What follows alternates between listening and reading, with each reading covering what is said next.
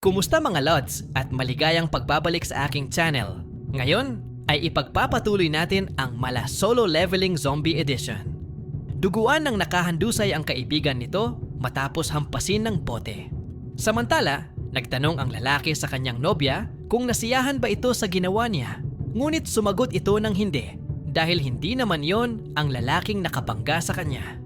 Dahil dito, naalala ng lalaki kung sino ang tunay na nakabangga sa nobya niya at agad itong itinuro upang bugbugin. Tinangka namang gumanti ng lalaking hinampas ng bote gamit ang smoke tray. Pero agad siyang napigilan ng mga kalaban at dahil dito, muling pinalo siya ng bote at natumba. Sa galit, sinugod ng dalawang magkaklase ang mga kalaban upang makipagsuntukan habang nanatili naman sa gilid ang isa nilang kaklase dahil sa takot.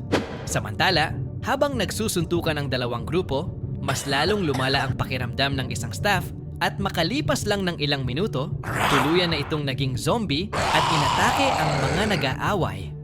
Nakagat sa likod ang isa sa kanila, kaya't laking gulat ng kanyang mga kasama sa nasaksihan. Mas lalo namang natakot ang isa na nasa gilid at habang inaawat ng isa pa ang zombie, siya naman ang nakagat at silang dalawa ay natumba dahil sa lakas ng zombie. Bigla namang may humawak sa batok ng zombie at itinaas ito ng ating bida at inihampas sa TV. Sabay sigaw ng, "Tumigil na kayong lahat." Napasabi naman ng isang lalaking nakagat na sa lakas ng siraulong ng hagat ay madali lang itong itinumba ng isang bata gamit ang isang kamay. Habang napatanong naman ang isa pang lalaki kung sino siya. Agad namang tinanong ng ating bida si Zhang Qi kung nakagat ba siya at sumagot itong hindi. Sabay tanong kung anong nangyayari. Inaya naman ng ating bida ito na sumama sa kanya ngunit lumapit naman ang lalaking nakaalita ni Zhang Qi at sinabi nitong hindi pa sila tapos.